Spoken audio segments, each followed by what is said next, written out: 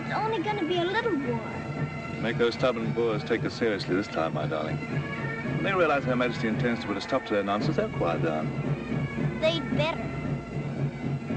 Anyhow, when you get there, you'll stop them, won't you, Daddy? I'll do my best, dear.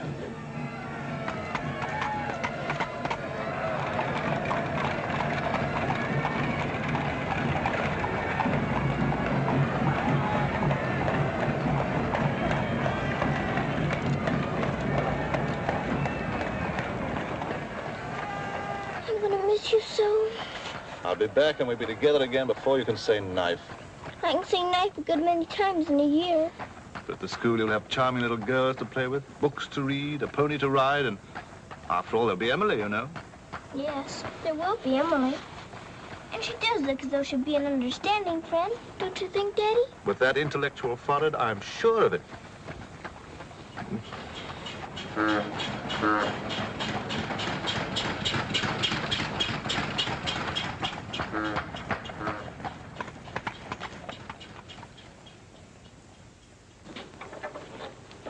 Not a very cheerful-looking school, is it, Daddy? I'm afraid nothing had seemed very cheerful to us at the moment. Well, maybe it'll be better on the inside. Of course it will. Oh, I'm sorry, sir. Oh, so sorry. We're all sorry. Get him out. The very idea of delivering a thing like this at the front door. Oh, look, Daddy, my pony. Your employer will answer for this. Now, take him away. Yes, far away. Oh, no, Daddy. Oh, I say. Just a moment. You are Miss Minchin? I am. I'm Captain Crewe. I'm afraid I've caused you no end of inconvenience. You most certainly have, Captain Crewe. May I step inside and explain? Come in. Wait here with the pony. Whatever, Governor. I'm terribly sorry. I had no intention of having the pony delivered inside your house. There are a number of things beside the pony. Parcels have been arriving here, collect for your daughter for hours. Follow me, please.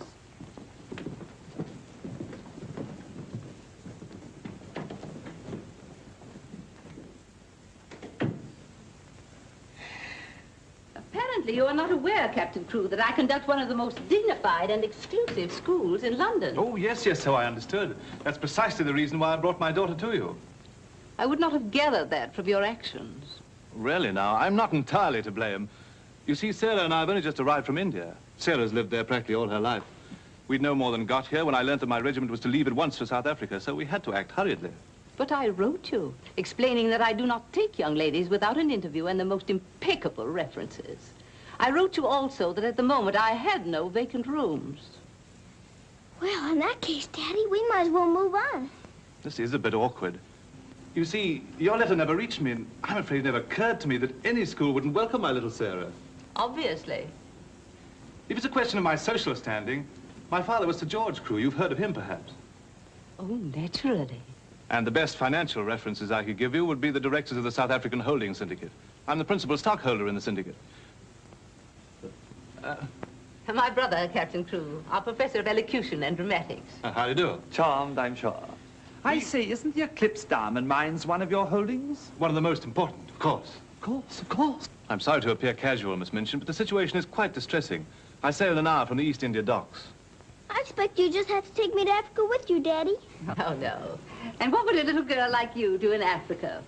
Forgive me, Captain Crewe. I fear I've been overzealous. The reputation of my school, you know, one has to be so cautious. But after this interview, I can see at a glance. Such a dear little child. It would be a pleasure to have her with us. Does that mean I've got to stay? Yes, dear. You're to have that privilege. You and your little pony. Such a dear little pony. This is made out to the school. Will it be enough for the moment? Oh, quite. I should say it would. Why, it's stupendous.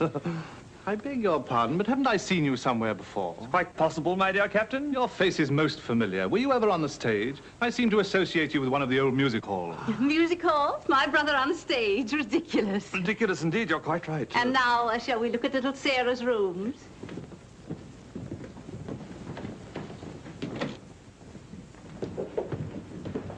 Just a moment, Miss Rose. This is Miss Rose, one of my most capable teachers. Captain Crewe has done us the honor of placing his little daughter, Sarah, with us. How do you do, Miss Rose? How do you do, Captain Crewe? We shall do everything we can to make your little girl happy. I'm sure you will.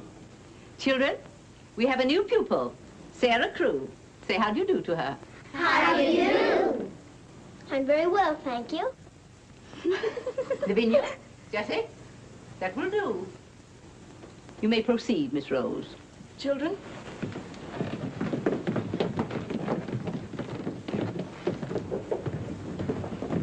She's just like a little princess, isn't she? That's what she is, a princess. And I expect now some people around here won't think they're so smart. Oh, won't they? Wait and see. Princess indeed. Fortunately, the rooms have just been papered, and the fireplace has an excellent draft. But I thought you didn't have any rooms. But I didn't know then what a dear little girl was coming. But why does that make more rooms, Daddy? Lady Bentley's little daughter has only recently vacated the rooms. Our best suite, of course. Do you think you could brighten it up a bit? I'd like it made as gay as possible. I brought a few things from India, but perhaps you could buy whatever else is necessary. With pleasure, Captain Crewe. I'd like Sarah to ride every afternoon, if the weather's all right. Of course. Fortunately, we have a splendid riding master. I expect you think I'm completely spoiling the child. And no doubt you're right. But actually, it's good for her. She's much too inclined to bury her little nose in a book and keep it there until someone lures her out of it. You see, Miss Minchin, Sarah has no mother, and we've never been separated for more than a few days. How touching. This is going to be very hard for her. Have no fear, Captain Crewe. I'm a mother to all my little girls. And now, I'll leave you to your farewells.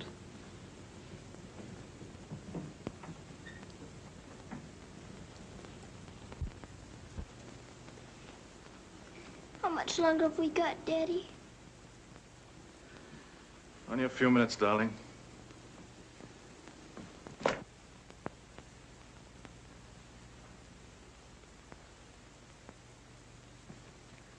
You're learning me by heart, little Sarah.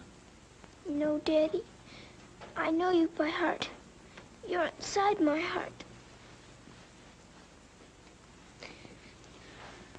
We're going to be brave, aren't we? I tell you what. Let's pretend we're back in India. And I'm going away with the troop for a few days. Shall we? We've fought this kind of battle before, haven't we? And you never cried once when I went away. Remember? Yes, Daddy. Well, this is going to be our hardest battle. But we'll be good soldiers, won't we? Yes, Daddy.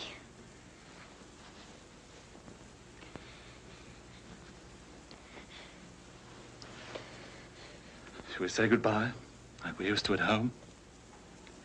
Yes, Daddy. All right, then. Chin up. Go to the window and look out.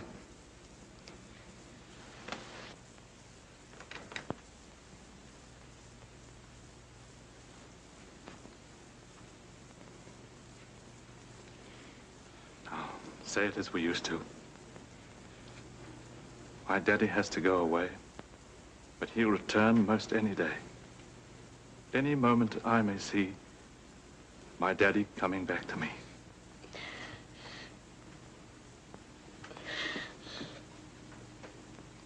My daddy has to go away, but he'll return most any day. I can't do it this time. I can't do it.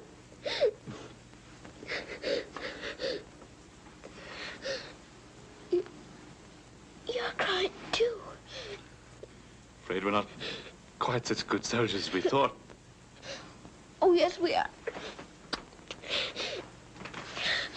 I can do it now. My daddy has to go away, but he'll return most any day. Any moment, I may see my daddy coming back to me.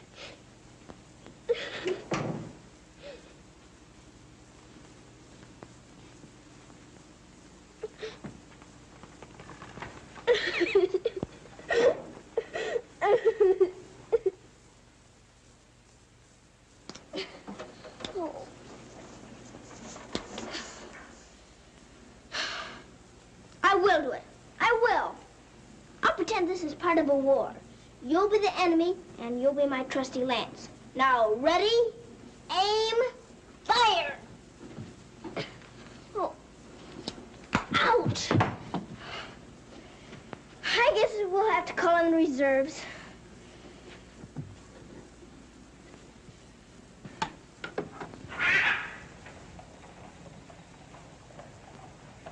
Sulam, Kubmas and Hai.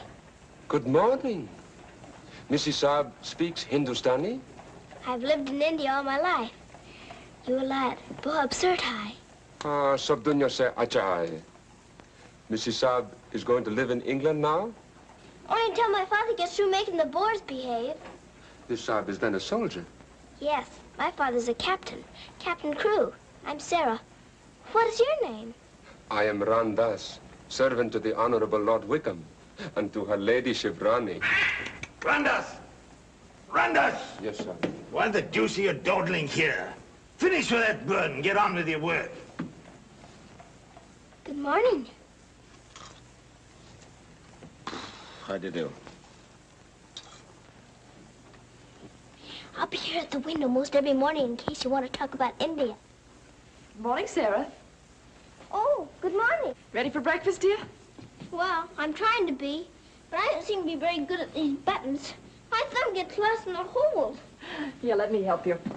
Buttons are a bother, aren't they? I never had to button things before, but I'll learn. I'm sure you will. Here, put your shoe up. Come in. Good morning, Becky. Good morning. Is the young laddie any boots to put on? Well, only the pair I wore yesterday. I'll get them. I'll get them, miss. Oh, I beg your pardon, miss. Are you hurt? No, miss. You mustn't be up on me, miss. Just hold out your arms and I'll pile them on. Oh, Lord, miss. If Miss Minton was to see. Do you think you can hold two more? Yes, miss. There you are. Are you all right?